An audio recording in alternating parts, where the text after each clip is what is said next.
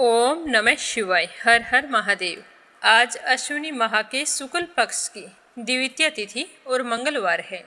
माँ दुर्गा के भक्तों को नवरात्रा के दूसरे दिन की हार्दिक शुभकामनाएं। माता रानी का आशीर्वाद आप सब पर हमेशा बना रहे। इस द्वितीय तिथि पर माँ दुर्गा के ब्रह्मचारिणी स्वरूप की पूजा अर्चना की जाती है। माँ ब्रह्मचारिणी देवी पार्वती का ही स्वरूप है। पौराणिक कथाओं के अनुसार देवी ब्रह्मचारिणी का जन्म पर्वतराज हिमालय के घर में हुआ था। उन्होंने नारद मुनि के उपदेश से भगवान सदाशिव को अपने पति के रूप में पाने के लिए कठिन तप किया था और इस कठिन तपस्या के दौरान उन्होंने हजारों वर्षों तक केवल पत्ते खाकर, फिर कई वर्षों तक वायु सेवन करके और फिर निराहार रहकर तपस्या की थी।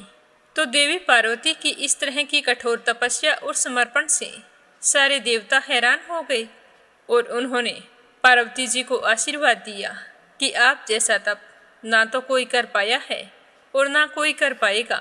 हमारा आशीर्वाद है कि तुम्हें सदाशिव अपनी अर्धांगिनी के रूप में जरूर वरण करेंगे। और उसके बाद भगवान भोले शंकर भी उनकी तपस्या से प्रभावित हुए और उन्हें दर्शन देकर अपनी पत्नी के रूप में स्वीकार किया। उनकी इस कठिन तपस्या के कारण ही उन्हें तपचारिणी और बाद में ब्रह्मचारिणी के नाम से जाना जाने लगा। कहते हैं कि सच्ची भक्ति, धैर्य, तपस्या और आत्म संयम से किसी भी लक्ष्य को प्राप्त किया जा सकता है। उनकी पूजा करने से भक्तों को त्याग, तप, वैराग्य और संयम प्राप्त होता है। तो पहले दिन की तरह ही दूसरे दिन पूरे विधि विधान से माँ दुर्गा के दूसरे स्वरूप की पूजा करनी चाहिए और व्रत का संकल्प लेना चाहिए। जहाँ अपने कलश की स्थापना की है वहाँ पर शुद्ध घी का दीपक जलाएं। फल, फूल, चंदन, कुमकुम, अक्षत आदि के द्वारा माता रानी की पूजा अर्चना करें और बाद में माँ को पंचामृत और मिश्री का भोग लगाएं।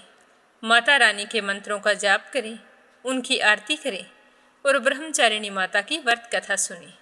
माता रानी की पूजा करने से व्यक्ति में आलस्य, अहंकार, लोभ, असत्य और ईर्ष्या जैसी दुष्प्रवृत्तियां दूर हो जाती है और इससे एकाग्रता, स्थिरता, बुद्धि, विवेक और धैर्य जैसे गुणों की वृद्धि होती है। माता रानी के पूजन से व्यक्ति में तप की शक्ति, त्याग की शक्ति, सदाचार, संयम और वैराग्य के गुण विकसित होते हैं, जिसके कारण व्यक्ति अपने जीवन में खूब तरक्की करता है। नवरात्रा के दौरान माँ दुर्गा के साथ साथ व्यक्ति को अपने इष्ट देव और कुल देव की आराधना भी करनी चाहिए। जैसे हम हनुमान जी बाबा की पूजा करते हैं तो पूरे 9 दिन हनुमान जी बाबा की नियमित रूप से पूजा करने से हमारी समस्त मनोकामनाएं पूर्ण होती है और हमारे जीवन में आने वाले तमाम संकट दूर हो जाते हैं। तो जिस भी देवी देवता की हम पूजा हमेशा करते हैं उनकी पूजा नवरात्रा के दौरान और भी अधिक फलदायी होती है। तो ये थी आज की छोटी सी जानकारी। अब अपने शुभारंभ करते हैं आज की कथा का। बोलो गणेश जी महाराज की जय हो। एक छोटे से गांव में गणपति भट्ट नाम के एक ब्राह्मण रहते थे। वह वेदों और पुराणों के अच्छे ज्ञाता थे। गणपति भट्ट को लगता था कि परब्रह्मा भगवान का स्वरूप गणेश जी के जैसा ही है और उनके दर्शन मात्र से ही मुक्ति प्राप्त हो जाती है। तो वे गणेश जी भगवान के परम भगत थे। एक बार गणपति भट्ट ब्रह्म पुराण पढ़ रहे थे तो उसमें लिखा था कि नीलगिरी में भगवान जगन्नाथ परम ब्रह्मा के रूप में प्रकट हुए हैं। व्यक्ति को उनके दर्शन मात्र से ही मोक्ष की प्राप्ति हो जाती है। उनके दर्शन करने वालों को कभी भी यमराज के सामने नहीं आना पड़ता। तो गणपति भट्ट परब्रह्मा के दर्शन के लिए जगन्नाथपुरी की यात्रा पर चल पड़े। मार्ग में भीख मांगकर जो कुछ भी प्राप्त होता उससे अपने पेट की भूख शांत कर लेते। अगर किसी दिन भोजन नहीं मिलता तो पत्ते खाकर और जल पीकर ही भूख मिटा लेते। लंबी यात्रा करते करते गणपति भट्ट जगन्नाथपुरी के प्रवेश द्वार अथर नाला पहुंच गए। अथर नाला के विषय में मान्यता है कि जो भी इस स्थान को पार करके पूरी धाम पहुंचा है उसे कभी भी यमराज दंड नहीं देता। तो गणपति भट्ट वहां पर रुक गए। स्नान करने के बाद में कुछ समय के लिए परम ब्रह्मा का ध्यान करने के लिए वहां पर बैठ गए। तो उन्होंने देखा कि कुछ श्रद्धालु जगन्नाथ मंदिर की ओर से आ रहे हैं। सभी बहुत ही प्रसन्न लग रहे हैं और उनके चेहरे पर संतुष्टि के भाव थे। उनके हाथों में जगन्नाथ जी का प्रसाद था। तो गणपति भट्ट ने उन भक्तों से पूछा कि आप लोग कहाँ से आ रहे हैं? तो वो श्रद्धालु कहने लगे कि हम जगन्नाथ मंदिर के दर्शन करने के पश्चात आज 5 दिनों के बाद वापस अपने घर लौट रहे हैं। जगन्नाथ जी के दर्शन करके हम बहुत ही प्रसन्न हैं। तो गणपति भट्ट ने हैरान होकर उनसे पूछा कि क्या वहाँ आपको परम ब्रह्मा के दर्शन हुए? तो श्रद्धालु कहने लगे कि हाँ, हम लोगों ने वहाँ परम ब्रह्मा के दुर्लभ दर्शन किए हैं। तो उनकी बात सुनकर गणपति भट्ट ने फिर पूछा कि क्या आपने वहाँ परम ब्रह्मा के दर्शन ही किए हैं? तो सभी ने प्रसन्नचित्त होकर बताया कि हाँ, हम सभी ने वहाँ पर परम ब्रह्मा के दर्शन ही तो किए हैं। तो गणपति भट्ट विचार करने लगे कि यह कैसे हो सकता है। अगर इन भक्तों ने परम ब्रह्मा के दर्शन किए हैं तो यह लोग अपने घर की ओर वापस कैसे लौट रहे हैं? इनको तो परम ब्रह्मा में विलीन हो जाना चाहिए था। फिर उन्होंने पुराण में दोबारा पढ़ा, उसमें लिखा था कि जो भी परम ब्रह्मा के दर्शन करता है उसे मोक्ष प्राप्त हो जाता है। तो फिर यह लोग दर्शन करने के पश्चात अपने घर कैसे लौट सकते हैं?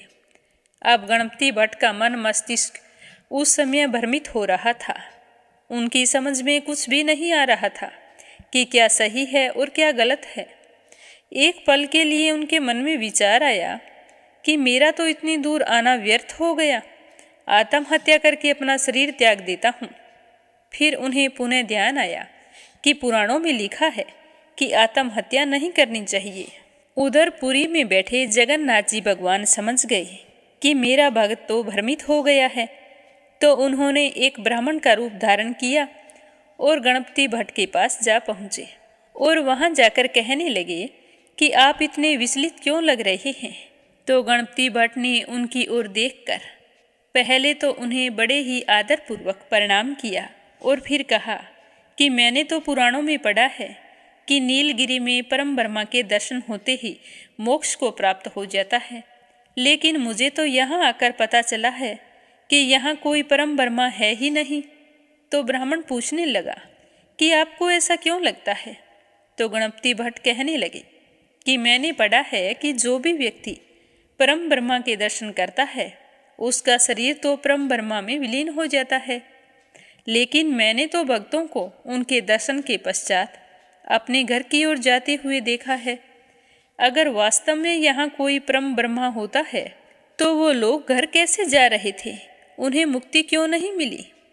तो ब्राह्मण के वेश में आई जगन्नाथ जी मुस्कुराते हुए बोले कि भगवान जगन्नाथ को कल्पतरु के नाम से भी जाना जाता है, अर्थात वह सबकी इच्छाएं पूर्ण करते हैं। इसीलिए जो भक्त दर्शन करने के पश्चात घर लौटने की इच्छा से आता है वह वापस घर लौट जाता है।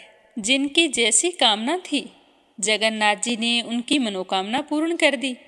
जगन्नाथ जी के धाम में जो भक्त जैसी इच्छा लेकर आता है उसे उसी के अनुसार फल मिलता है।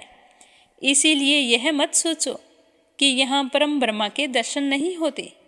तो ब्राह्मण की बात सुनकर गणपति भट्ट का मन बदल गया और वह जगन्नाथ जी के दर्शन करने के लिए जगन्नाथपुरी धाम की ओर चल पड़े।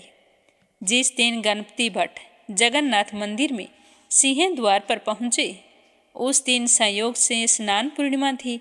उस समय जगन्नाथ जी बलभद्र और सुभद्रा माता को स्नान मंडप में ले जाकर स्नान करवाया जा रहा था। हजारों की संख्या में भक्त अपने देवता के दर्शन करने के लिए वहां पर आए हुए थे। तो गणपति भट्ट ने भी वहां जगन्नाथ जी के दर्शन किए। गणपति भट्ट का दृढ़ विश्वास गणेश जी पर था। उनका विश्वास था कि परम ब्रह्मा का चेहरा गणेश जी जैसा है। जब उनको जगन्नाथ जी का चेहरा गणेश जी जैसा दिखाई नहीं दिया तो वो उनको बिना प्रणाम किए निराश होकर लौट आए।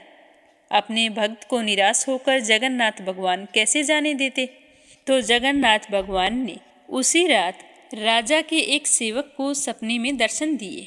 जगन्नाथ जी भगवान कहने लगे कि मेरा भक्त इतनी दूर से मेरे दर्शन के लिए आया था, लेकिन मेरा चेहरा गणेश जी जैसा नहीं था तो वह निराश होकर लौट रहा है। इसीलिए तुम तुरंत जाओ और उसे वापस बुला कर लाओ और उससे बोलो कि वापस आकर गणेश जी मुख के दर्शन करें। तो यह सुनकर राजा का सेवक तुरंत उठा और गणपति भट्ट को ढूंढने के लिए चल पड़ा। गणपति भट्ट बहुत ही उदास होकर जा रहा था तो उसके पास पहुंचकर वह कहने लगा कि आप तो बहुत ही भाग्यशाली हैं। जगन्नाथ भगवान आपको स्वयं दर्शन देना चाहते हैं, अतः आप मेरे साथ पुनः मंदिर चलें, जहां आपको परम ब्रह्मा के दर्शन होंगे। जहां भगवान परम ब्रह्मा के रूप में सभी को दर्शन देते हैं और आप वहां से वापस लौट रहे हैं, ऐसे कैसे हो सकता है? चलो आप मेरे साथ, भगवान के दर्शन करने के बाद ही जाना। तो गणपति भट्ट कहने लगे कि वहाँ परम ब्रह्मा कहाँ हैं? उनका चेहरा गणेश जी जैसा नहीं है और मेरा दृढ़ विश्वास है कि परम ब्रह्मा का चेहरा गणेश जी के मुख के समान है। मुझे तो उनके चेहरे पर सूंड भी दिखाई नहीं दी, फिर तुम मुझे वापस लौटने के लिए क्यों कह रहे हो? तो मुदिरत कहने लगे कि आप एक बार दोबारा मंदिर जाएं, आपको इस बार परम ब्रह्मा के स्वरूप में गणेश जी का चेहरा दिखाई देगा। इस तरह राजा के सेवक के बार बार अनुरोध करने पर गणपति भट्ट पुनः मंदिर में गए। इस बार उन्हें भगवान जगन्नाथ और बलभद्र के चेहरे पर एक बड़ी सूंड और सुंदर दंत के दर्शन हुए, तो जिसे देखकर गणपति भट्ट ने प्रसन्न होकर उनकी स्तुति की। गणपति भट्ट परम ब्रह्मा के ध्यान में लीन होकर पृथ्वी पर गिर पड़े और उनकी आत्मा प्रभु में विलीन हो गई। वहां पर उपस्थित भक्त इस बात के प्रत्यक्षदर्शी बने। कहा जाता है कि उसके पश्चात से ही स्नान पूर्णिमा के दिन जगन्नाथ जी का हाथी भेष या फिर गजानन भेष बनाया जाता है। तो ये थी गणेश जी के परम भक्त की कहानी। बोलो गणेश गजानन की जय हो।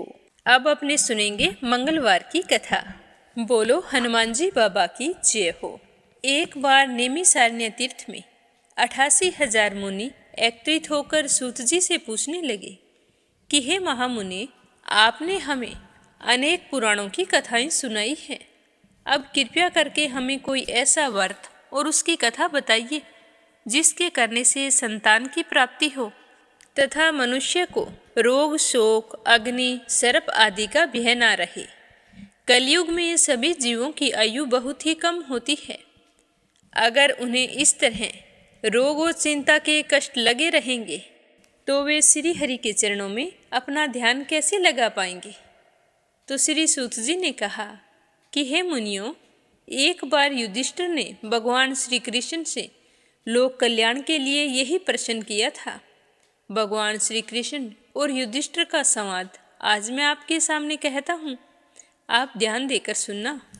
एक समय हस्तिनापुर की राजसभा में योगीराज श्री कृष्ण बैठे हुए थे।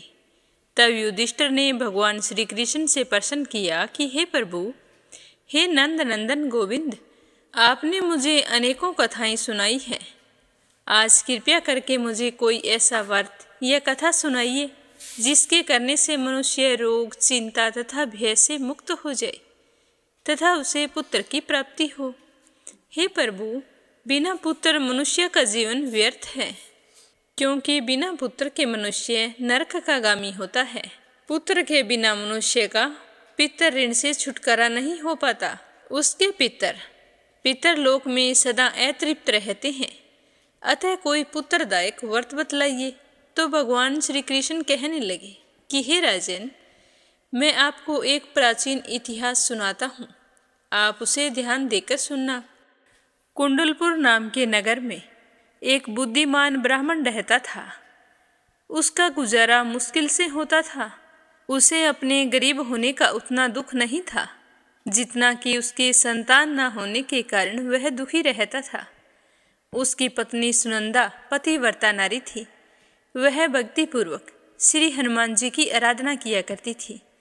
मंगलवार के दिन व्रत करके अंत में भोजन बनाकर हनुमान जी को भोग लगाने के बाद स्वयं भोजन करती थी। एक दिन मंगलवार को गृह कार्य अधिक होने के कारण वह हनुमान जी को भोग लगाना भूल गई, जिससे उसे बहुत ही दुख हुआ। तो उसने उस दिन खुद भी भोजन नहीं किया और मन ही मन प्रण लिया कि मैं अब अगले मंगलवार को ही हनुमान जी को भोग लगाकर अन्न जल ग्रहण करूंगी। तो 6 दिन तक ब्राह्मणी सुनंदा अपने प्रण के अनुसार भूखी प्यासी और निराहार रही, परंतु 7वें दिन मंगलवार को वह प्रातः ही बेहोश होकर गिर पड़ी। सुनंदा की इस असीम भक्ति से श्री हनुमान जी बहुत ही प्रसन्न हुए और उसके सम्मुख प्रकट होकर कहने लगे कि सुनंदा, मैं तेरी भक्ति से बहुत ही प्रसन्न हूँ, तू उठ और वरदान मांग। सुनंदा अपने आराध्य देव हनुमान जी को अपने समक्ष देखकर बहुत ही खुश हुई और उनके चरणों में गिर पड़ी और कहने लगी कि हे प्रभु, मेरे कोई संतान नहीं है, अतः आप मुझे संतान प्राप्ति का आशीर्वाद प्रदान करें। तो सुनंदा की बात सुनकर हनुमान जी ने कहा कि तुम्हारी इच्छा अवश्य पूर्ण होगी। तुम्हारे यहाँ एक कन्या जन्म लेगी, उसके अष्टांग प्रतिदिन सोना दिया करेंगे। इस तरह वरदान देकर हनुमान जी अंतर्ध्यान हो गई और ब्राह्मणी सुनंदा बहुत ही खुश हुई और चूरमा बनाकर हनुमान जी को भोग लगाया। फिर अपने व्रत का पारण किया। जब उसका पति घर आया तो वह बहुत ही खुश होकर भगवान का दिया हुआ वरदान अपने पति को बताया। तो लड़के के बारे में सुनकर ब्राह्मण देवता पहले तो दुखी हुए, परंतु सोना मिलने की बात सुनी तो वो प्रसन्न हो उठे। सोचने लगे कि अगर ऐसी कन्या मेरे घर जन्म लेगी तो मेरी तो सारी गरीबी दूर हो जाएगी। तो हनुमान जी की कृपा से 10वें महीने ब्राह्मणी ने बहुत ही सुंदर कन्या को जन्म दिया। 10वें दिन ब्राह्मण ने अपनी उस बालिका का नामकरण संस्कार करवाया।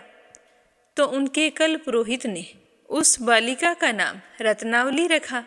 रत्नावली ने अपने पिछले जन्म में मंगल देव के व्रत किए थे, तो उसके पुण्यों के प्रभाव से रतनबाला का अष्टांग प्रतिदिन बहुत सारा सोना देता था।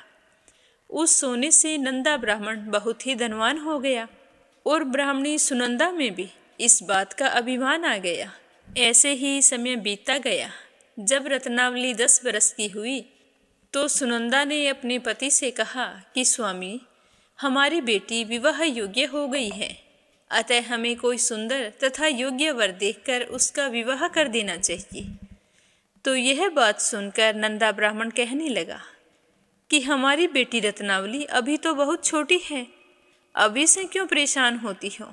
तो ब्राह्मणी कहने लगी कि हे पतिदेव, रजस्वाला का दान देने वाले माता पिता को घोर नरक की प्राप्ति होती है। तो अपनी पत्नी की बात सुनकर नंदा ब्राह्मण कहने लगा कि हमारी बेटी तो अभी 10 बरस की हुई है और मैंने तो 16-16 साल की कन्याओं के विवाह करवाए हैं, अभी क्या जल्दी है। तो ब्राह्मणी सुनंदा कहने लगी कि आप ये सब लोभ के कारण कह रहे हैं। आप ब्राह्मण हो और ब्राह्मण को शास्त्रों के आदेश का पालन करना चाहिए। नंदा ब्राह्मण के पास अपनी पत्नी के बात का जवाब नहीं था। वह कहने लगा कि ठीक है, मैं कल ही योग्य वर की तलाश में अपना दूत भेज दूंगा। दान भी तो सुपात्र को ही दिया जाता है। दूसरे दिन ब्राह्मण ने दूत को बुलाया और कहा कि जैसी सुंदर मेरी बेटी है, वैसा ही सुंदर और योग्य वर उसके लिए तलाश कर लाओ। तो दूत स्वामी की आज्ञा पाकर वर खोजने के लिए चल पड़ा। अनेक नगरों में घूमने के बाद वह पंपाई नगर में जा पहुंचा। वहां एक सुंदर ब्राह्मण के लड़के को देखा जिसका नाम सोमेश्वर था। वह बहुत ही गुणवान था। तो दूत ने उस ब्राह्मण के लड़के से सब कुछ पूछा और जानकर वापिस आ गया। आकर उस सुंदर और गुणवान लड़के के बारे में ब्राह्मण नंदा को बताया। तो ब्राह्मण नंदा भी सोमेश्वर से बहुत ही प्रभावित हुआ और सोमेश्वर के घर जाकर अपनी बेटी का रिश्ता तय कर दिया और फिर शुभ मुहूर्त देखकर पूरे विधि विधान से सोमेश्वर को कन्यादान करके ब्राह्मण ब्राह्मणी बहुत ही संतुष्ट हो गए। पर लोभी ब्राह्मण नंदा ने रतनबाला का कन्यादान तो कर दिया, परंतु वह मन में बहुत ही उदास और दुखी था। वह विचार कर रहा था कि रतनबाला तो अब ससुराल चली जाएगी, अब इसे जो सोना मुझे मिलता था वो तो बंद हो जाएगा और जो कुछ मेरे पास धन बचा कर रखा हुआ था वह तो इसके विवाह में खर्च हो गया, और जो धन शेष है वो थोड़े ही दिनों में समाप्त हो जाएगा और मैं फिर से गरीब हो जाऊंगा। तो मुझे कोई ऐसा उपाय करना चाहिए जिससे रतनबाला मेरे घर पर ही रहे। तो इस तरह सोचते सोचते उसने एक क्रूर निर्णय ले लिया। उसने विचार किया कि जब सुबह रतनबाला का पति सोमेश्वर उसे अपने साथ घर लेकर जा रहा होगा, तब मार्ग में ही मैं उसका वध करवा दूंगा और फिर रतनबाला को अपने साथ घर ले आऊँगा, जिससे मुझे रोजाना सोना भी मिलता रहेगा और मैं लोगों के नज़र दोष से भी बच जाऊँगा।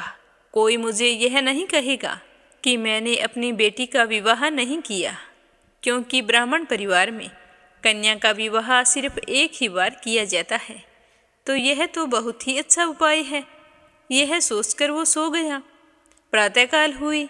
नंदा और सुनंदा ने अपने जमाता तथा पुत्री को बहुत सारा धन देकर विदा किया। सोमेश्वर अपनी पत्नी रत्नावली को लेकर अपने नगर की तरफ चल पड़ा। ब्राह्मण नंदा ने जिस तरह से क्रूर निर्णय लिया था, उसको अंजाम देने के लिए अपने दूत को भेज दिया और कहा कि मार्ग में ही मेरे जवाई का वध कर देना। तो दूत मार्ग में छिप कर बैठ गया और जैसे ही सोमेश्वर उस छिपे हुए स्थान के पास से गुजरने लगा, तो ब्राह्मण के दूत ने उसका वध कर दिया और यह समाचार ब्राह्मण तक भी पहुंचा दिया। अपने जमाता के वध का समाचार सुनकर नंदा ब्राह्मण अपनी पत्नी के साथ वहां पहुंचा, जहां पर यह जघन्य अपराध हुआ था, और रुंदन करती हुई अपनी पुत्री से कहने लगा कि हे पुत्री, लुटेरों ने ऐसा अनर्थ करते हुए कुछ भी नहीं सोचा, लेकिन यह तो भगवान की इच्छा थी। भगवान के आगे किसी का भी वश नहीं चला है। अब तू मेरे साथ घर चल। जो भाग्य में लिखा होता है वही होता है। तू मेरे साथ चल और अपना बचा हुआ जीवन वहीं पर व्यतीत कर। अपने पति की मृत्यु से दुखी हुई रत्नावली अपने पिता से कहने लगी कि पिताजी, मैं तो मेरे पति के साथ ही सती होना चाहती हूँ। जब मेरे पति ही नहीं हैं तो मेरे जीने का क्या फायदा। तो रत्नावली के माता पिता ने उसे बहुत समझाया, लेकिन वो नहीं मानी। उसने तो मरने की ठान ली थी। उसने विलाप करते हुए अपने माता पिता से सती होने की इच्छा बताई। तो वह ब्राह्मण नंदा विचार करने लगा कि मैंने अपने जवाई का वध करवा के इस पाप को अपने सर लिया है। रतनबाला तो अपने पति के साथ ही अपने प्राण तक देने को तैयार है, तो मेरा तो दोनों तरफ से मरना हो गया। अब ना तो धन मिलेगा और जवाई का वध करवाने के कारण मुझे यम यातना भोगनी पड़ेगी, वो अलग। यह सोचकर वह ब्राह्मण बहुत ही दुखी हुआ। फिर सोमेश्वर की चिता बनाई गई। रतनबाला सती होने की इच्छा से पति का सर अपनी गोद में रखकर चिता में बैठ गई। जैसे ही चिता को अग्नि दी गई, वैसे ही प्रसन्न होकर मंगलदेव वहां पर प्रकट हो गए और कहने लगे कि हे रत्नावली, मैं तेरी पति भक्ति से बहुत ही प्रसन्न हूँ। तू वरदान मांग। तो रतनबाला ने अपने पति का जीवन दान मांगा। तो मंगलदेव कहने लगे कि रतनबाला, तेरा पति अजर अमर है। इसके अलावा तेरी कोई और इच्छा हो तो वो मांग।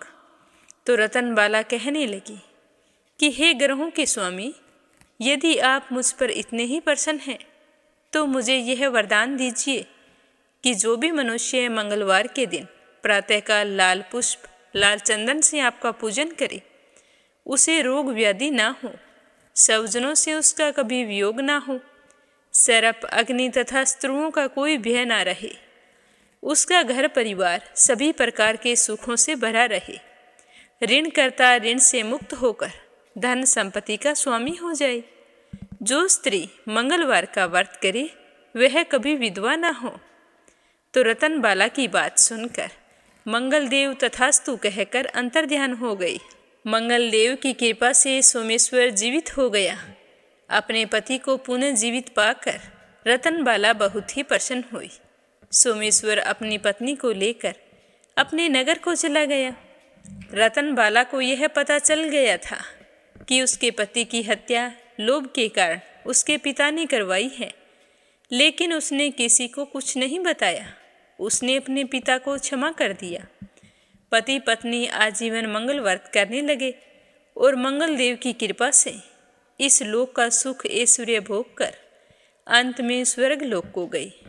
हे हनुमान जी बाबा, जो भी व्यक्ति मंगलवार के दिन व्रत रखकर आपकी इस परम पावन कथा को सुने, उसकी सारी मनोकामनाएं पूर्ण करना और अपना आशीर्वाद हमेशा उस पर बनाए रखना। बोलो हनुमान जी बाबा की जय हो। आज शारदीय नवरात्रा का दूसरा दिन है, तो अपने सुनेंगे श्री दुर्गा सप्तशती का दूसरा अध्याय और माता ब्रह्मचारिणी की कथा। तो श्रद्धा भाव से सुनते रहिए। अध्याय शुरू करने से पहले कमेंट बॉक्स में दुर्गा माता के ब्रह्मचारिणी स्वरूप की जय हो जरूर लिखें। श्री दुर्गा सप्तशती पाठ के दूसरे अध्याय में देवताओं के तेज से देवी का प्रादुर्भाव और महिषासुर की सेना के वध के बारे में बताया गया है, तो श्रद्धा भाव से सुनते रहिए।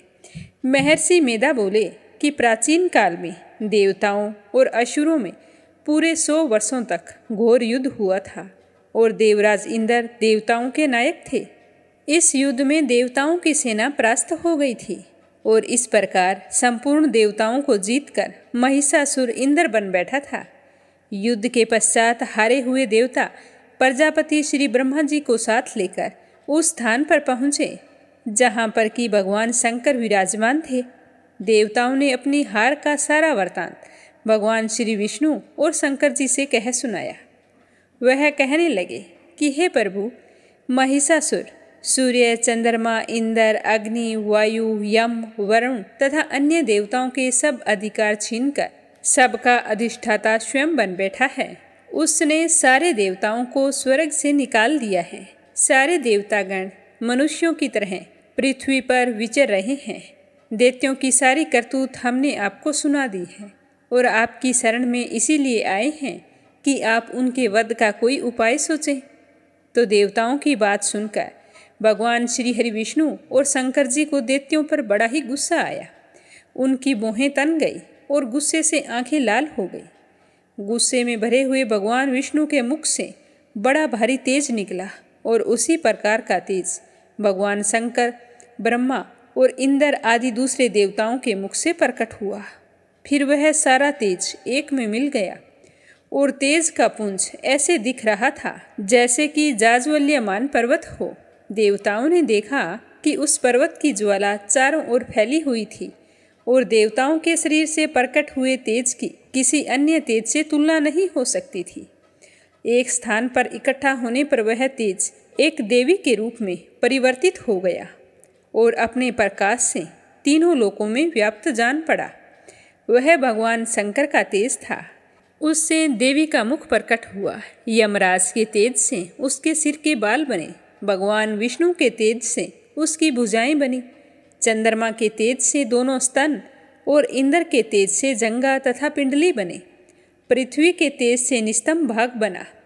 पितामह ब्रह्मा जी के तेज से दोनों चरण और सूर्य के तेज से उनकी अंगुलियां पैदा हुई। वसुओं के तेज से हाथों की अंगुलियां व कुबेर के तेज से नासिका बनी। प्रजापति के तेज से उसके दांत और अग्नि के तेज से उनके नेत्र बने। संध्या के तेज से उसकी भौहें और वायु के तेज से उनके कान प्रकट हुए। इस प्रकार उस देवी का प्रादुर्भाव हुआ था। महिषासुर से पराजित देवता उस देवी को देखकर अत्यंत प्रसन्न हुए। भगवान शंकर ने अपने त्रिशूल में से एक त्रिशूल निकालकर उस देवी को दे दिया और भगवान विष्णु ने अपने चक्कर में से एक चक्कर निकालकर उस देवी को दिया। वरुण ने देवी को शंख भेंट किया। अग्नि ने इसे शक्ति दी। वायु ने उसे धनुष और बाण दिए। सहस्त्र नेत्रों वाले श्री देवराज इंद्र ने उसे अपने वज्र से उत्पन्न करके एक वज्र दिया और ऐरावत हाथी का एक घंटा उतारकर देवी को भेंट कर दिया। यमराज ने उसे काल दंड में से एक दंड दिया। वरुण ने उसे पास दिया। प्रजापति ने उस देवी को सफाटिक की माला दी और पितामह ब्रह्मा जी ने कमंडलू दिया।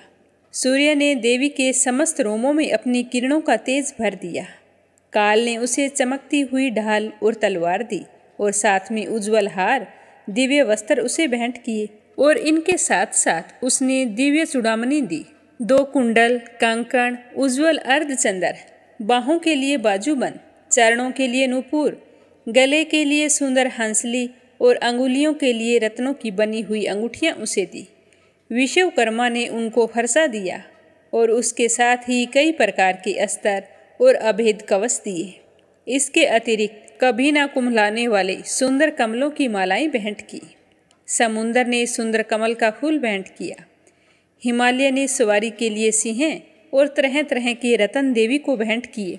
यक्षराज कुबेर ने मधु से भरा हुआ पातर और शेष नाग ने उन्हें बहुमूल्य मणियों से विशोभित नागहार भेंट किया।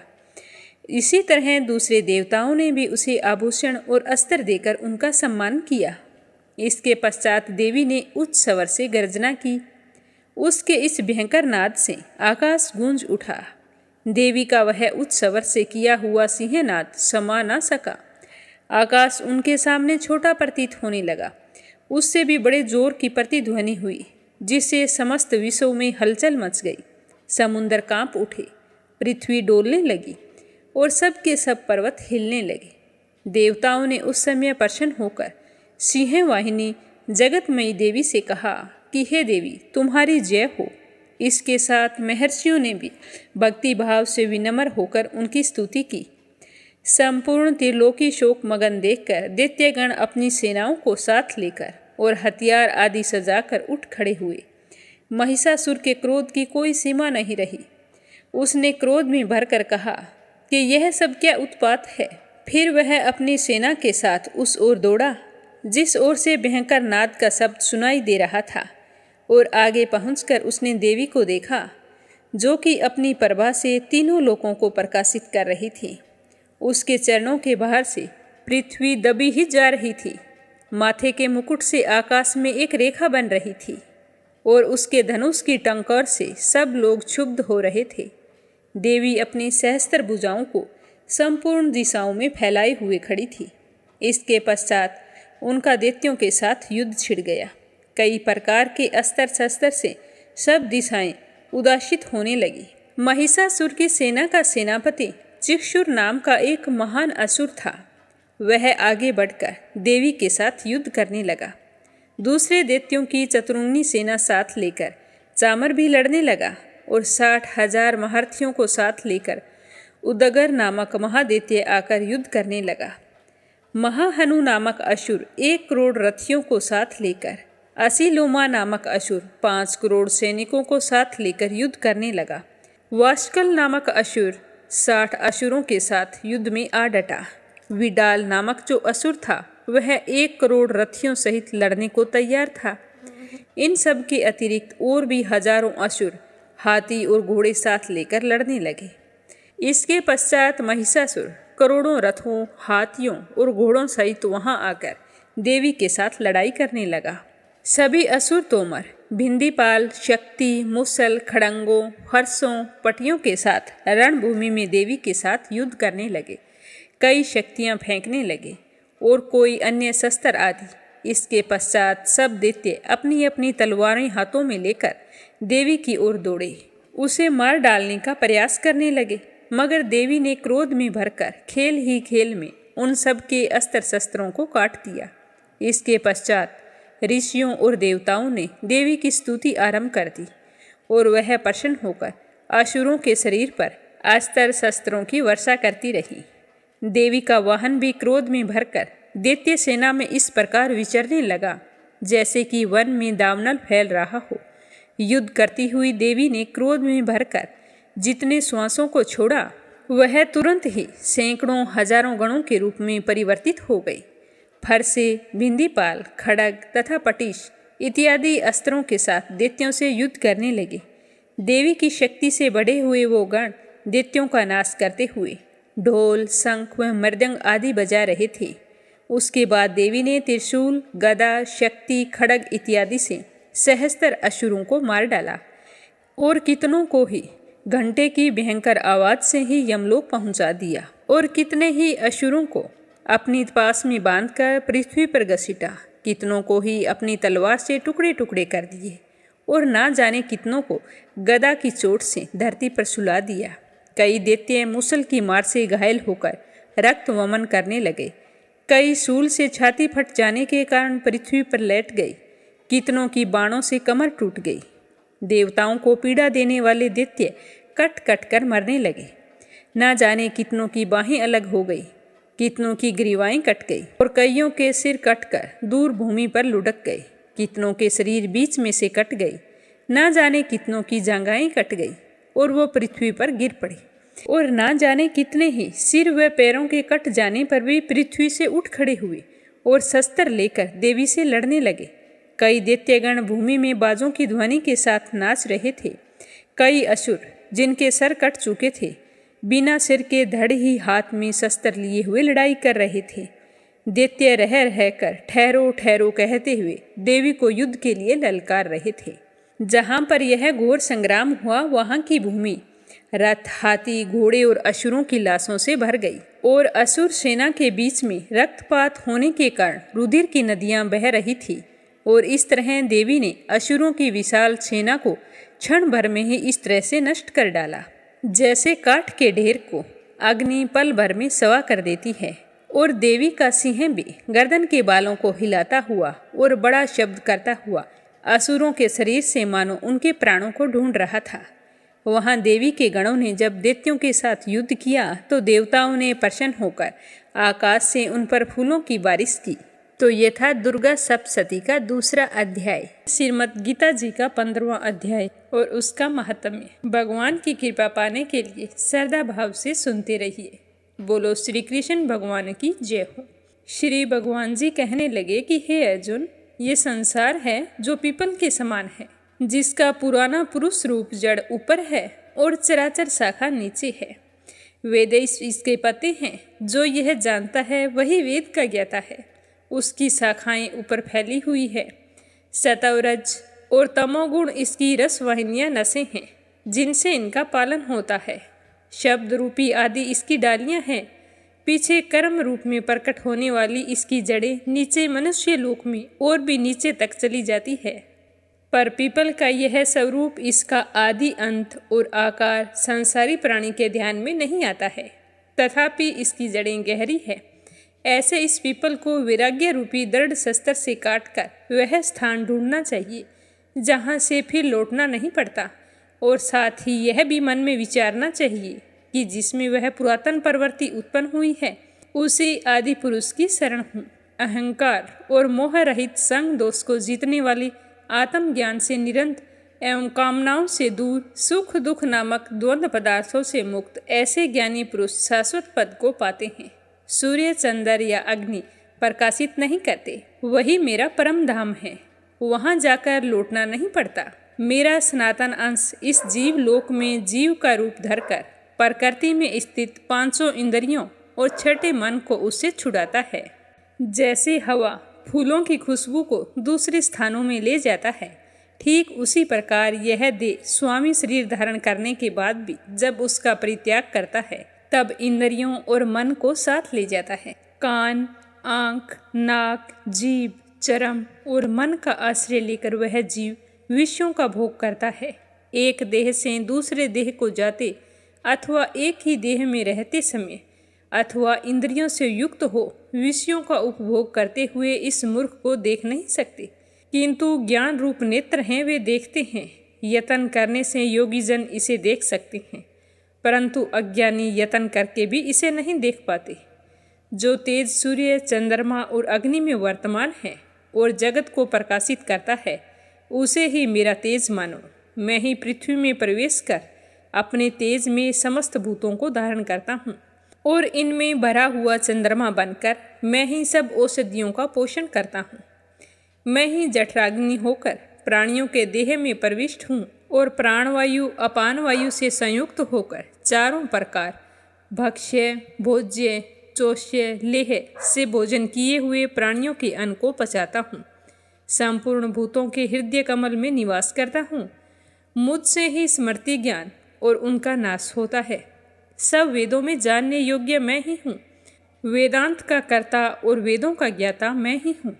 इस संसार में क्षर और अक्षर ये दो पुरुष हैं।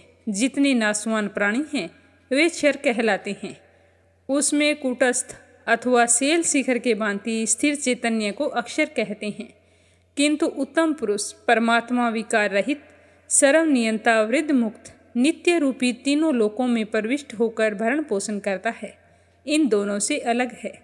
मैं अक्षर और अक्षर से उत्कृष्ट हूँ। इसी कारण से लोक और वेद में पुरुषोत्तम नाम से विख्यात हूँ। हे भारत, जो उत्तम ज्ञानी जन इस प्रकार से मुझको पुरुषोत्तम जानता है, वह सब कुछ जानता है और सच्चे हृदय से मेरा स्मरण करता है। हे भारत, शास्त्र के गूढ़ भेद को जो मैंने कहा है, जानकर बुद्धिमान पुरुष से कृत्य होता है। तो इस तरह 15वां अध्याय समाप्त हुआ। अब अपने सुनते हैं इसका महात्म्य। बोलो लक्ष्मीपति नारायण की जय हो। श्री नारायण जी कहने लगे कि हे लक्ष्मी, अब मैं 15वें अध्याय का महात्म्य सुनाता हूँ, ध्यानपूर्वक सुनना। उत्तर देश में एक नरसिंह नाम का राजा था और सुभग नामक मंत्री था। राजा को मंत्री पर बड़ा भरोसा था। मंत्री के मन में कपट था। मंत्री तो चाहता था कि इस राजा को तो मार दूं और इस राज्य पर राज मैं करूं। इसी तरह समय बीतता गया। मंत्री हर समय मौके की तलाश में था। एक दिन की बात है, राजा अपने सारे नौकरों समेत सो रहे थे, तो मंत्री ने पहले नौकरों को मरवाया और उसके बाद में राजा को मार दिया। फिर स्वयं वहाँ का राजा बनकर राज्य करते करते बहुत समय बीत गया। अपनी आयु पूरी करने पर वह भी मृत्यु को प्राप्त हुआ, तो यमराज के दूत आए और उसे बांधकर यमराज के पास ले गए। तो धर्मराज ने कहा कि हे यमदूतों, यह तो बड़ा पापी है, इसको घोर नरक में डालो। इसी प्रकार वह पापी कई नरक भोगता भोगता धर्मराज की आज्ञा से घोड़े की योनि में आ गया। संगल द्वीप में जाकर घोड़ा बना। एक बार घोड़ों का बहुत ही बड़ा सौदागर आया। वह उस घोड़े को खरीदकर अपने देश को ले गया। जब वह उस घोड़े को लेकर अपने देश पहुंचा, तो वहां के राजा ने सुना कि अमुक सौदागर एक बहुत ही बड़ा घोड़ा लेकर आया है। तब राजा ने उसे बुलाया और देखकर कहा कि मैं इस घोड़े को खरीदना चाहता हूँ। तो राजा ने उस घोड़े को खरीद लिया। जब उस घोड़े को घुमाया फिराया, तब राजा ने देखा कि इसने सिर फेर लिया है। तो राजा सोचने लगे कि क्या बात है, इस घोड़े ने सिर क्यों फेरा है। तब राजा ने पंडित को बुलाया और पूछा कि इस घोड़े ने हमको देखकर अपना मुंह फोड़ लिया है, इसका क्या कारण है। तो पंडित ने अपनी पोथी खोलकर बताया कि राजा, इस घोड़े ने तुमको शीश नवाया है। तो राजा ने कहा कि यह तो कोई बात नहीं। कई दिन पीछे राजा शिकार खेलने उसी घोड़े पर चढ़कर गए, तो वह घोड़ा जल्दी जल्दी चलता रहा। राजा शिकार खेलते खेलते बहुत ही दूर निकल गए। उस दिन हाथों हाथ राजा ने शिकार पकड़ कर मारा, तो राजा बहुत ही प्रसन्न हुए। दोपहर हो गई। राजा को प्यास लगी थी। वन में एक यति देखा जो कुटिया में बैठा था। उसके पास एक तालाब था जो जल से भरा हुआ था। तो राजा वहां जाकर घोड़े को वृक्ष से बांध दिया और कुटिया में गए, तो देखा साधु अपने पुत्र को गीता के 15वें अध्याय का पाठ सिखा रहा था। वृक्ष के पत्ते पर श्लोक लिख दिया और बालक को कहा कि खेलते फिरो और साथ में इसे भी याद करो। तब वृक्ष से राजा ने घोड़ा बांधा था, उसी वृक्ष के पत्ते पर श्री गीता जी का श्लोक लिखा था। वह बालक पत्ता लेकर साथ में खेल रहा था और उसे पढ़ भी रहा था। तो उस पत्ते को घोड़े ने देखा तो तत्काल उसकी देह छूट गई, देवदेह ही पाई।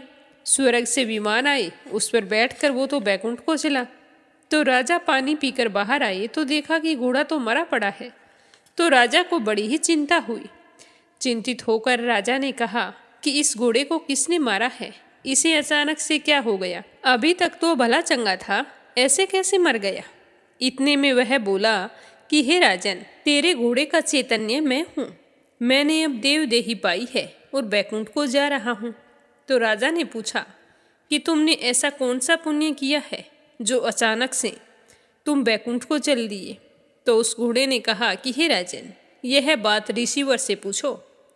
तो राजा साधु के पास गए और जाकर पूछा कि मेरा घोड़ा अचानक से मृत्यु को प्राप्त हो गया है और उसे बैकुंठ की प्राप्ति हुई है, ये सब कैसे हुआ है, आप मुझे बताओ। तो मुनीश्वर ने कहा कि हे राजन, गीता का श्लोक लिखा हुआ पत्ता इसके आगे पड़ा है। घोड़े ने अक्षर देखे हैं, तो इसी कारण घोड़े की गति हो गई है। तो राजा कहने लगे कि घोड़ा पिछले जन्म में कौन था, और घोड़े के सिर फेरने की बात भी राजा ने संत जी को बताई। तो संत जी ने कहा कि राजन, पिछले जन्म में तू राजा था और यह तेरा मंत्री था। इसने तुझे मारकर तुम्हारे राज्य पर कब्जा कर लिया और राज्य करता रहा, और तुम तो अगले जन्म में फिर से राजा बने और यह मरकर धर्मराज के पास गया, तो राजा ने इसे धिक्कार कर इस पापी को खूब नरक भुगतवाया। यह बड़े बड़े नरकों को भोगता हुआ अंत में घोड़े के जन्म में आया और संगल द्वीप से आकर तेरे पास आकर बिका। जब इसने सिर हिलाया था तब कहा था कि हे राजन, तू मुझे नहीं पहचानता, परंतु मैं तो तुझे पहचानता हूँ। यह कहकर ऋषि चुप हो गए। तो राजा ने हैरान होकर दंडवत की। इतने में वहाँ पर पीछे से राजा के सैनिक और लोग भी वहाँ पर आ गए। राजा सवार होकर अपने घर आ गए। आकर अपने पुत्र को सारा राज्य संभलाकर वन को चले गए। वहाँ जाकर तपस्या करने लगे और रोजाना नियम से श्री गीता जी के 15वें अध्याय का पाठ करते। तो उसके पुण्य प्रताप से राजा भी परम गति के अधिकारी हुए। बोलो लक्ष्मीपति नारायण की जय हो। समाप्त होते ही कमेंट बॉक्स में श्री कृष्ण भगवान की जय हो, लक्ष्मीपति नारायण की जय हो जरूर लिखें। अब अपने सुनते हैं स्कंद पुराण का आगे का अध्याय। बोलो स्कंद पुराण की जय हो, बोलो शिव परिवार की जय हो। शौनक जी कहने लगे कि समस्त धर्मज्ञों में श्रेष्ठ और संपूर्ण शास्त्रों के ज्ञाता सूत जी, सब धर्मों से रहित भयंकर कलयुग प्राप्त होने पर मनुष्य दुष्कर्म में परिवर्तित होकर सारे धर्मों का त्याग कर देते हैं। उनकी आयु बहुत थोड़ी होती है। उनकी प्राण शक्ति, बल, पराक्रम, तपस्या और कर्म अनुष्ठान सारे अत्यंत क्षीण हो जाते हैं। वे सारे अधर्मपरायण और साथ ही वेद शास्त्रों से दूर रहते हैं। तीर्थ यात्रा, तपस्या, दान और भगवान विष्णु की भक्ति का उनमें अभाव ही रहता है। ऐसे क्षुद्र मनुष्यों का थोड़े से प्रयास से किस प्रकार उद्धार हो सकता है, कृपया करके आप बतलाइए। तो शौनक जी की बात सुनकर सूत जी कहने लगी कि महाभाग शौनक जी, तुम्हें धन्यवाद है। तुम हमेशा दूसरों के हित में ही तत्पर रहते हो। भगवान विष्णु की भक्ति में आसक्त होने के कारण तुम्हारा मन पवित्र हो गया है। संसार में साधु पुरुषों का संग दुर्लभ है। वह देह अभिमानी अजित आत्मा पुरुषों की संचित पाप राशि को हर लेता है और अधिक पुण्य के कारण उन्हें उत्तम गति प्रदान करता है। तीनों लोकों के मनुष्य के लिए सत्संग दुर्लभ है। वह कर्म पास से पीड़ित मनुष्य की आंतरिक बंधन को दूर करता है। बहुत कम बोलने वाले और एकमात्र भगवान का भजन करने वाले लोगों को उच्च पद प्रदान करता है और जन्म मृत्यु के चक्कर से थके हुए मनुष्यों को चिर विश्राम की प्राप्ति कराने का कारण होता है। हे शौनक जी, यही प्रसन्न पूर्व काल में परम सुंदर कैलाश पर्वत के शिखर पर श्रोता ऋषियों के समक्ष सत्पुरुषों का कल्याण करने के लिए स्वामी कार्तिकेय जी ने भगवान शंकर से पूछा था। तो कार्तिकेय की बात सुनकर श्री महादेव जी ने कहा था कि हे पुत्र, परमार्थ के पथ पर चलने वाले पुरुषों को बैकुंठ धाम का निवास प्रदान करने वाले बहुत से तीर्थ और क्षेत्र हैं। कोई कामना के अनुसार फल देने वाले हैं तो कोई मोक्षदायक हैं।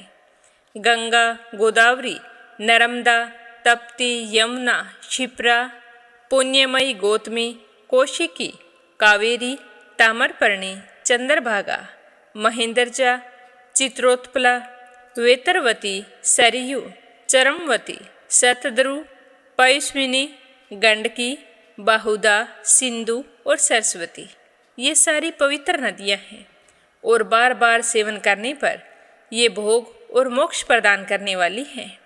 अयोध्या, द्वारिका, काशी, मथुरा, अवंती, कुरुक्षेत्र, रामतीर्थ, कांची, पुरुषोत्तम क्षेत्र, पुष्कर क्षेत्र, दुर्दुर क्षेत्र, वराह क्षेत्र तथा बद्री नामक महापुण्यमय क्षेत्र, जो सब प्रकार की मनोकामनाओं को पूर्ण करने वाला है, ये सभी उत्तम तीर्थ हैं। मुक्ति की एक साधन अयोध्यापुरी का विधि पूर्वक दर्शन करके मनुष्य सारे पापों से मुक्त होकर भगवान विष्णु के धाम में जाता है।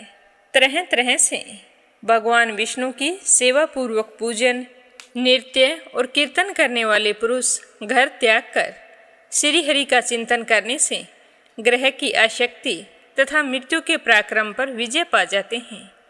द्वारिका में साक्षात भगवान श्री हरि विराजमान हैं। वे अपने निवास मंदिर को कभी नहीं छोड़ते।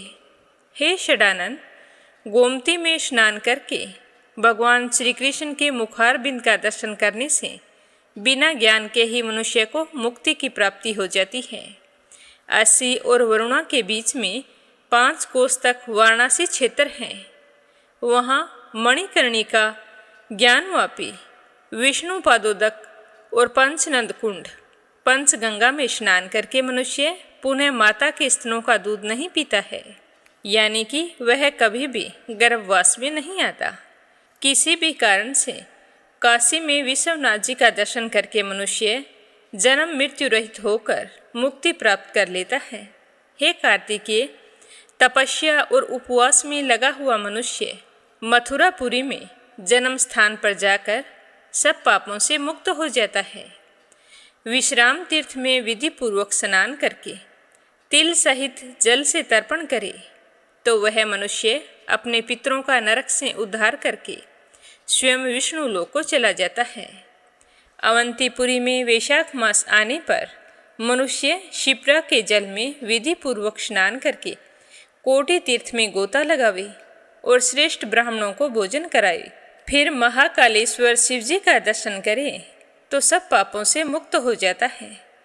कुरुक्षेत्र तथा राम तीर्थ में सूर्य ग्रहण के अवसर पर यथाशक्ति सोने का दान करने से मनुष्य मोक्ष का भागी होता है।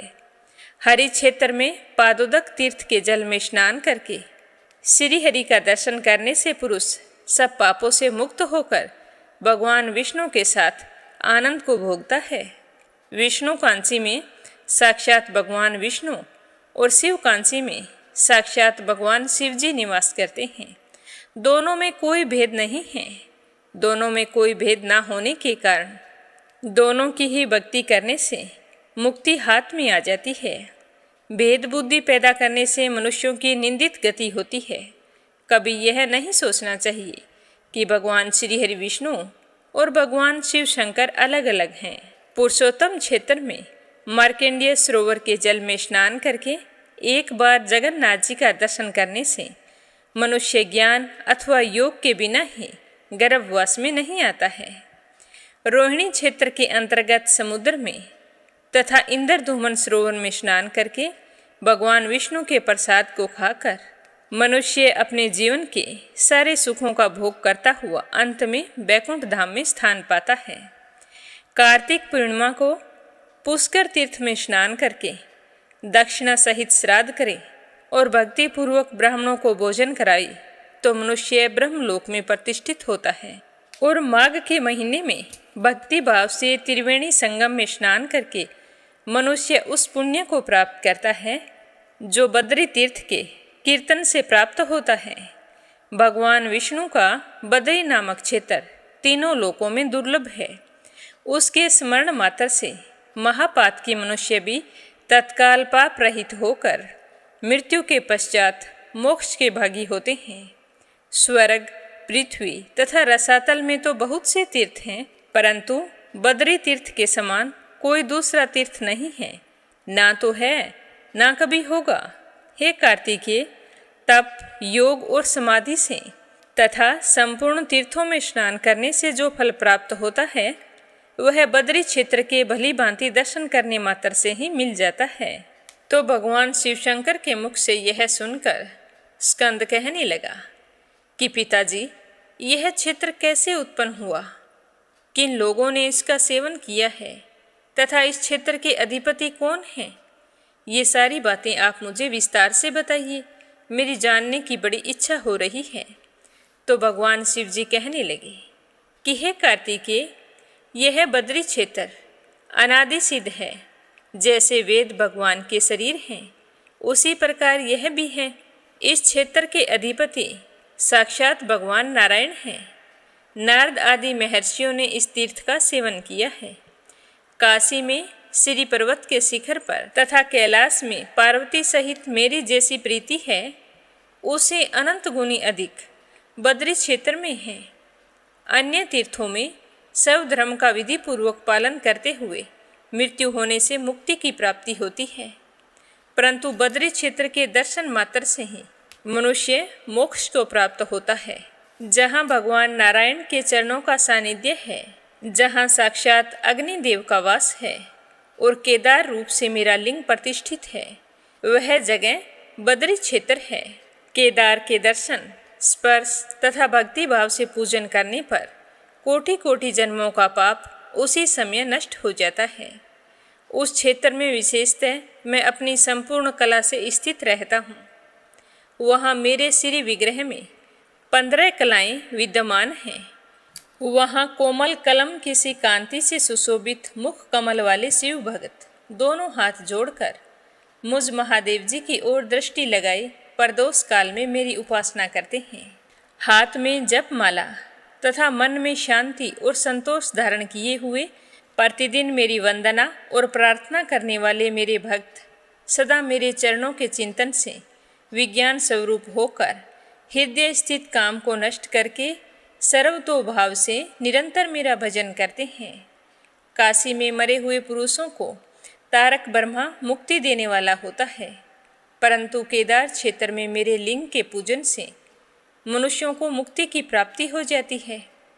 श्री नारायण के चरणों के समीप प्रकाशमान अग्नि तीर्थ का तथा मेरे केदार संज्ञक महालिंग का दर्शन करके मनुष्य पुनर्जन्म का भागी नहीं रहता।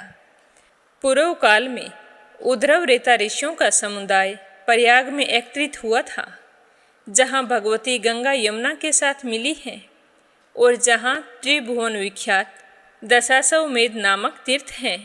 वहाँ भगवान अग्निदेव ने ऋषियों के आगे उपस्थित होकर बड़े विनीत भाव से पूछा कि हे ऋषियों, आप लोगों की एक दृष्टि और एक ज्ञान है। आप सभी ब्रह्मवेताओं में श्रेष्ठ हैं, दीनों के लिए करुणा से भरे हैं और दयालु हैं। आप लोगों को यहाँ उपस्थित देखकर मैं पूछता हूँ कि सब प्रकार की दूषित वस्तुओं के भक्षणजनक पातक से मेरा अंतःकरण लिप्त हो गया है। हे ब्रह्म ज्ञानियों, आप मुझे बताइए कि मेरा उद्धार कैसे होगा। इतने में सब मुनियों में श्रेष्ठ व्यास जी गंगा में स्नान करके वहाँ पर आ पहुँचे और उसकी बात सुनकर कहने लगे कि हे अग्निदेव, आप सर्वभक्षण रूप पाप की निवृत्ति के लिए एक श्रेष्ठ उपाय करो। आप बद्री क्षेत्र की शरण लो, जहाँ देवताओं के देवता साक्षात भगवान जनार्दन विराजमान है, जो सब पापों का नाश करने वाले हैं। वहाँ गंगा जी के जल में स्नान करके भगवान की परिक्रमा और दंडवत प्रणाम करने से सब पापों का क्षय हो जाता है। तो यह सुनकर अग्निदेव बहुत ही प्रसन्न हुए और ऋषियों को प्रणाम करके उत्तर की तरफ मुख करके गंधमादन पर्वत पर चले आए और बद्री तीर्थ में पहुंचकर गंगा जी के जल में स्नान करके भगवान नारायण के आश्रम में चले गए। वहाँ भगवान को प्रणाम करके उन्होंने भक्तिपूर्वक स्तवन किया। जो विशुद्ध विज्ञान घन स्वरूप पुराण पुरुष सनातन प्रजापतियों के प्रति सबके गुरु एक होते हुए भी अनेक रूप धारण करने वाले और संपूर्ण जगत के एकमात्र स्वामी हैं। शेषनाग की सैया पर शयन करने वाले उन शुद्ध बुद्धि नारायण को मैं नमस्कार करता हूँ, जो अपनी मायामयी शक्ति का आश्रय लेकर संसार की सृष्टि करने के उद्देश्य से रजोगुण से युक्त ब्रह्मा का रूप धारण करते हैं, सतवगुण से युक्त होकर इस जगत की रक्षा के कारण बनते हैं और तमोगुण से संयुक्त होकर इस संसार के भयंकर संहारकारी रुद्र बने हुए हैं।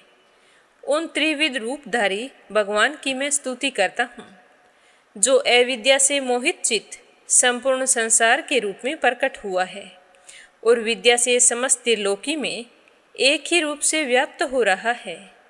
विद्या का आश्रय लेने से जिसे सर्वज्ञ और ईश्वर कहते हैं, मैं उसी परमेश्वर की शरण लेता हूँ, जिन्होंने भक्तों की इच्छा से अपने दिव्य स्वरूप को प्रकट किया। योग निद्रा को स्वीकार करके शेषनाग की विशाल सैया पर अपने को अर्पित कर रखा है, जो रेशमी पीतांबर धारण करते हैं और 8 प्रकार की विचित्र शक्तियों से संपन्न हैं, उन श्री हरि विष्णु भगवान की मैं स्तुति करता हूँ। इस प्रकार स्तुति किए जाने पर सर्व अंतर्यामी भगवान नारायण प्रसन्न होकर पवित्रता की इच्छा रखने वाले अग्निदेव से मधुर वाणी में कहने लगे कि हे अग्निदेव, तुम्हारा कल्याण हो, मैं तुमसे अति प्रसन्न हूँ। तुम मांगो, क्या वरदान मांगना चाहते हो? मैं तुम्हें वरदान देने के लिए ही आया हूँ। मैं तुम्हारी इस स्तुति और विनय भाव से बहुत ही प्रसन्न हूँ। तो विष्णु भगवान की बात सुनकर अग्निदेव कहने लगे कि हे प्रभु, मैं जिस उद्देश्य से आया हूँ उसका कारण आपको ज्ञात है, फिर भी मैं कहता हूँ, और इस रूप में आप जगदीश्वर की आज्ञा का पालन करता हूँ। मुझे सर्वभक्षी तो होना ही पड़ता है, किंतु मेरे इस दोष का निवारण कैसे होगा, यही सोचकर मुझे अत्यंत भय हो रहा है। तो अग्निदेव की बात सुनकर भगवान नारायण कहने लगे कि इस क्षेत्र का दर्शन करने मात्र से ही प्राणी के पापों का नाश हो जाता है। मेरे प्रसाद से तुम में कभी पातक का संपर्क नहीं होगा। तो यह सुनकर अग्निदेव बहुत ही प्रसन्न हुए और कहने लगे कि हे भगवान, आज तो मैं कृतार्थ हो गया हूँ। मैं इस बात को लेकर कब से भयभीत हो रहा था कि मेरा इस दोष से निवारण कैसे होगा। कहा जाता है कि तब से लेकर सब दोषों से रहित होकर भूत आत्मा अग्निदेव यहाँ अपनी कला से विराजमान हैं। जो प्रातःकाल उठकर पवित्र भाव से इस प्रसंग को सुनता है और सुनाता है, वह निश्चय ही अग्नि तीर्थ में स्नान करने का फल पाता है। तो आज की कथा को यहीं पर विराम देते हैं। प्रेम भाव से सुनने के लिए आप सभी का बहुत बहुत धन्यवाद। बोलो स्कंद पुराण की जय हो, बोलो शिव परिवार की जय हो। अब आपने सुनते हैं लप्सी और तपसी की कहानी। बोलो लप्सी तपसी की जय हो। बहुत पुराने समय की बात है। एक गांव में एक ब्राह्मण परिवार रहा करता था। उसमें पति पत्नी के अलावा उनके 2 बच्चे थे। एक बेटा था, एक बेटी थी।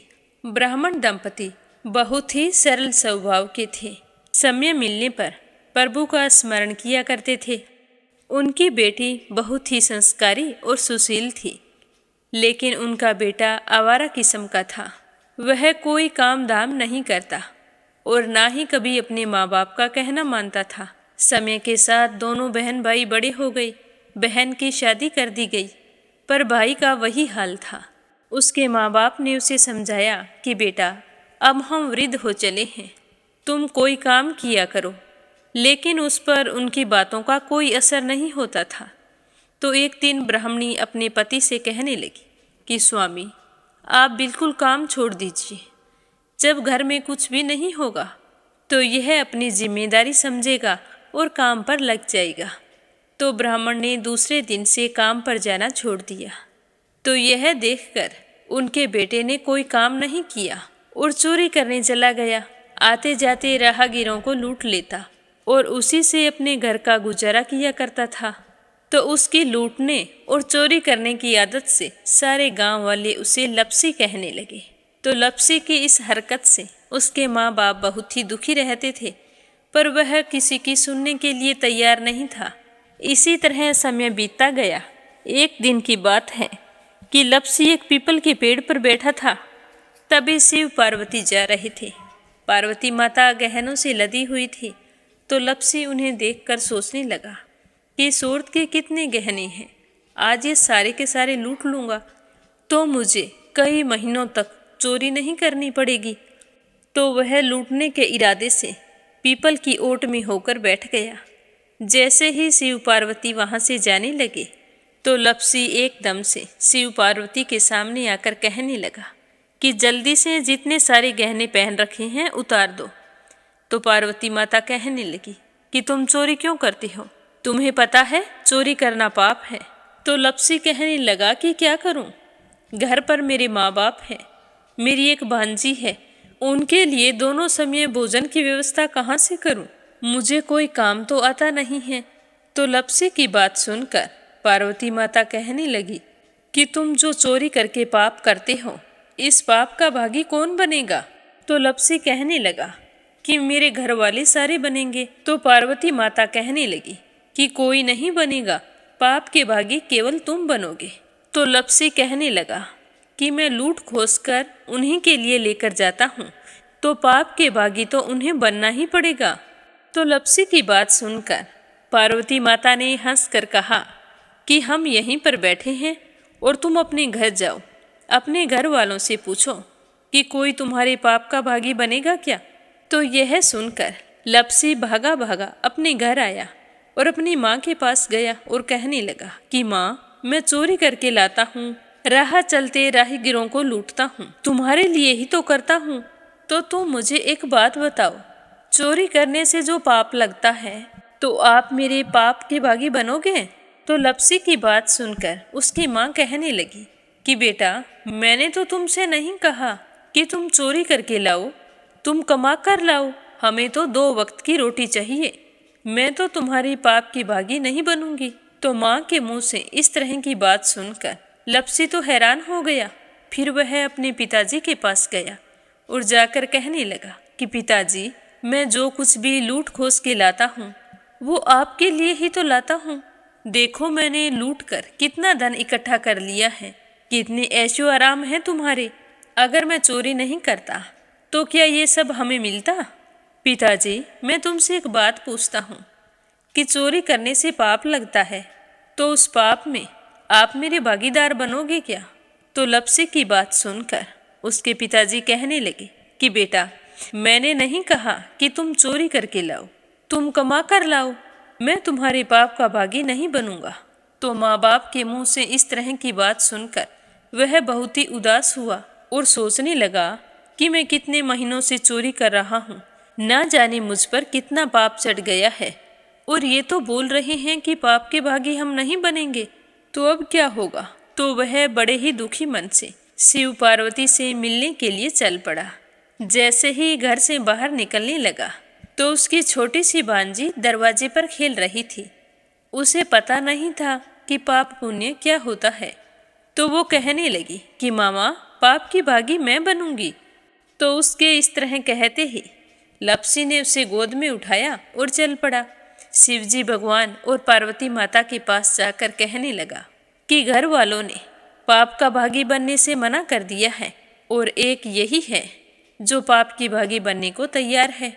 फिर लपसी बड़े ही दीन स्वर में कहने लगा कि हे भगवान, मैं समझ गया हूँ कि चोरी करना पाप है।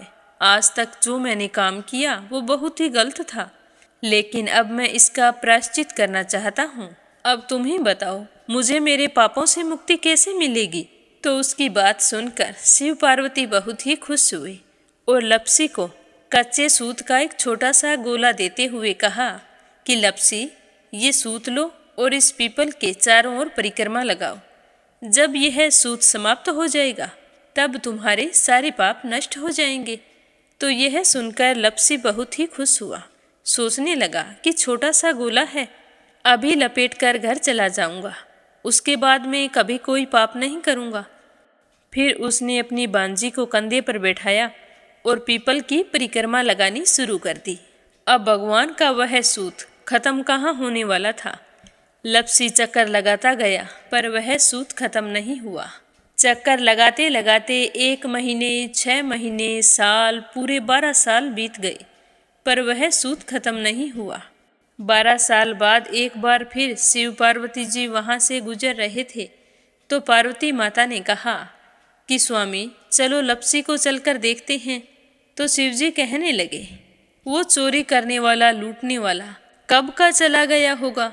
तो पार्वती माता कहने लगी कि नहीं स्वामी, चलकर देखने में क्या जाता है, चलो एक बार देखते हैं। तो शिव पार्वती जी जैसे ही पीपल वृक्ष के पास आए तो देखा कि लपसी तो अब भी चक्कर लगा रहा है। वहाँ चारों ओर गहरी खाई हो गई है और लपसी की बड़ी बड़ी दाढ़ी, मूंछें, नाखून बढ़ गए हैं।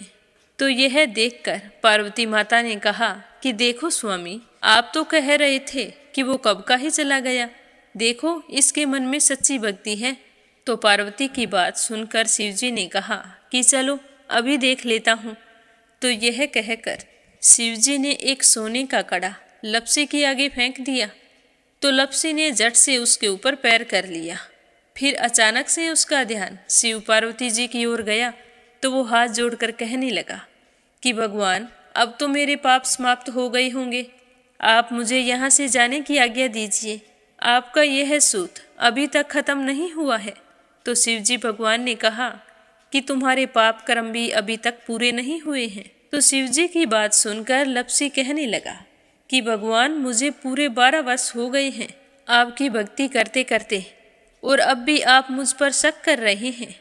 तो शिवजी ने कहा कि अपना पैर उठाओ। तो जैसे ही लपसी ने अपना पैर उठाया तो उसके पैर के नीचे सोने का कड़ा था। तो यह देखकर लपसी शर्मिंदा हो गया और कहने लगा कि प्रभु, गलती हो गई, मुझे माफ़ करो, आगे से मैं ऐसी गलती कभी नहीं करूँगा। तो शिवजी कहने लगे कि नहीं लपसी, तुम्हारा पाप ऐसे पूरा नहीं हो सकता।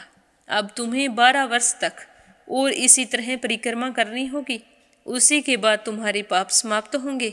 यह कहकर शिव पार्वती वहाँ से चले गए और वह फिर से पीपल के पेड़ की परिक्रमा करता रहा। करते करते 12 साल बीत गए। 12 साल बाद में शिव पार्वती जी वहाँ पर आए तो उन्होंने देखा कि आज भी वो वहीं पर चक्कर लगा रहा है। तो शिव जी ने फिर उसके सामने सोने की अंगूठी फेंकी पर उसने कोई ध्यान नहीं दिया। तो शिव जी भगवान प्रसन्न होकर कहने लगे कि हे लपसी, आज से तुम मेरी तपस्या करके तपसी बन गए हो। मैं तुम्हें वरदान देता हूँ कि तुम अपने जीवन में सारे सुखों को प्राप्त करेगा। और तूने 24 बरस तक मेरी भक्ति की है, इसका फल भी तुझे अवश्य मिलेगा। जो भी औरत गाय और कुत्ते की रोटी नहीं बनाएगी, उसका पुण्य फल तुम्हें मिलेगा। आंगन लीप कर दहलीज नहीं लीपेगी तो उसका पुण्य फल भी तुझे ही मिलेगा। अगर हमारे घर की बहन बेटी को हम सूट, तीवल या साड़ी भेंट स्वरूप देते हैं तो साथ में मोली का धागा और कुछ रुपए नहीं देंगे तो उसका पुण्य फल भी तुम्हें ही मिलेगा। अगर कोई दिए से दिया जलाएगा तो उसका पुण्य फल भी तुम्हें ही मिलेगा। अगर व्रत और पूजा पाठ में सारी कहानी सुन ले और तुम्हारी कहानी ना सुने तो उसका पुण्य फल भी तुम्हें ही मिलेगा। कहा जाता है कि तभी से सुबह पहली रोटी गाय की और सुबह की अंतिम रोटी छोटी बनाई जाती है और शाम को अंतिम रोटी बड़ी बनाई जाती है जो कुत्ते की होती है। और दिए से दिया भी नहीं जलाया जाता। और घर की बहन बेटियों को सूट और तीवल के साथ भेंट स्वरूप कुछ रुपए भी जरूर दिए जाते हैं। और उसी दिन से हर व्रत कथा के बाद में लपसी तपसी की कहानी जरूर सुनी जाती है। और कथा समाप्त होने पर कहा जाता है कि लपसी का फल लपसी को मिले, तपसी का फल तपसी को मिले। हमारी पूजा पाठ का, हमारे व्रत का और हमारी कहानी का पुण्य फल हमें मिले। बोलो लपसी तपसी की जय हो। तो ये थी लपसी और तपसी की कहानी। लपसी तपसी 2 भाई नहीं थे। लपसी और तपसी एक ही आदमी का नाम था। लूट कर लाता था, इसीलिए उसे लपसी के नाम से पुकारते थे। और फिर भगवान की तपस्या करने के कारण उसे तपसी के नाम से जाना जाने लगा। बोलो लपसी तपसी की जय हो। अब अपने सुनते हैं प्यारे श्रोताओं के नाम। आज का पहला कमेंट संजय, सोनिया, हिताक्षी, दीपेश, मयंक हरियाणा से। दूसरा है परमेश्वरी रघुवीर सिंह हैं दिल्ली से। और तीसरा है नीलम जायसवाल हैदराबाद से। श्रीमती यशोदा उड़ीसा से। रवि सैनी, सीमा सैनी मलियाना से। सरला रानी करणपुर से। शीला सिन्हा, मीरा श्रीवास्तव, ममता श्रीवास्तव, माला छम्मा जौनपुर से। आशा शर्मा, विष्णु, ज्योति, अंशु भीलवाड़ा से। अपराजिता मीना श्रीवास्तव नेपाल से। यूएन तिवारी, इंदिरा तिवारी लखनऊ से। श्रीमती शर्मा अलीगढ़ से। अंजना, सरस्वती, आर्यन, उद्धव आचार्य नेपाल से। सुमन चांदोरा जोधपुर से। रेखा धर्मेंद्र शर्मा जयपुर से। श्यामवती, सुषमा, विष्णु हरियाणा से। सीमा जोशी, रवि कुमार जोशी दिल्ली से, मंजुला कपूर पंजाब से, राधा रोहिला दिल्ली से, अनिल टिहरी करनाल से, चंद्रकांता दिल्ली से, जगदीश, कृष्णा, सोनू, संतोष, लकी, चित्रा, मंजीत, ज्योति, हनी सोनीपत से, सुनीता पवार, कृषु पवार मध्य प्रदेश से, सरला रानी करणपुर से, संगीता अग्रवाल, कमला देवी अग्रवाल दुलिया महाराष्ट्र से, कोमल निर्मल मुंबई मीरा रोड से, दिल्ली बहादुर भंडारी, सरिता भंडारी, नम्रता भंडारी, सूरज भंडारी नेपाल से, मीरा अग्रवाल बंगाल से, लक्ष्मी मथुरा से, विमला नेपाल से, नर बहादुर पाल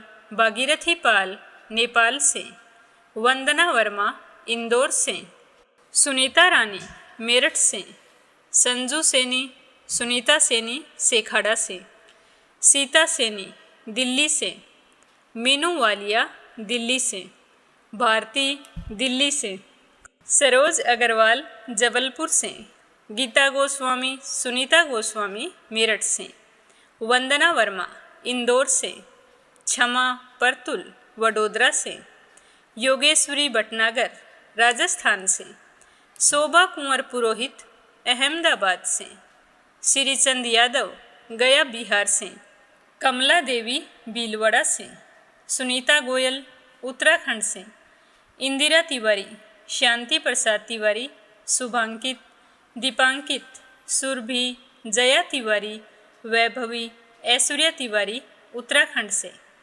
गीता सैनी करनाल से, हेमा दवे भयंदर मुंबई से, मंजू मेहता बारां से, शंभू प्रसाद भट्ट स्नेहिल, पूर्णिमा देवी भट्ट उत्तराखंड से, बीना, देविका, कनिका वाशने अलीगढ़ से, निर्मला सिसोदिया दिल्ली से, संजीव कंसल, कविता कंसल, हितेश कंसल, आरुष कंसल, रानी कंसल मुजफ्फरनगर से, रामवती देवी जगवीर सिंह, रवि कुमार, राहुल कुमार, अनुज कुमार, रुद्र कुमार, ज्योति, वंदना, भावना, आराध्या, अनाया, अविका, टोलू मोलू मेरठ से, मंजू चौधरी भीलवाड़ा से, मोनिका नागर तिगांव से, गीता सैनी करनाल से, वीणा कालड़ा आगरा से, अशोक कुमार जी भटनागर भोपाल मध्य प्रदेश से,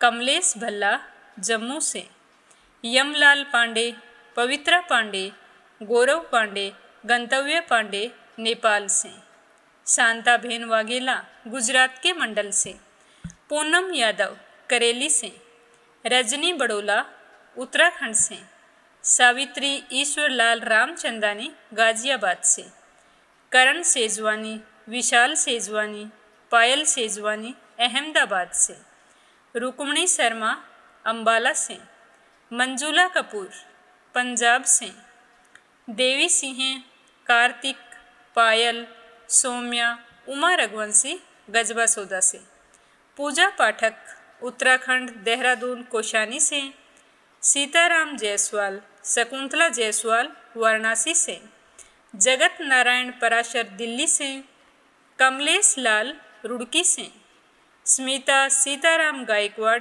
महाराष्ट्र से, आरती खैरावर अगरखर से। आप सभी श्रोताओं का बहुत बहुत धन्यवाद। अपना साथ और सहयोग हमेशा इसी तरह बनाए रखना। श्री हरि के आशीर्वाद से आपकी सारी मनोकामनाएं पूर्ण हों। आप सभी की मंगल कामना के साथ ओम नमः शिवाय। हर हर महादेव।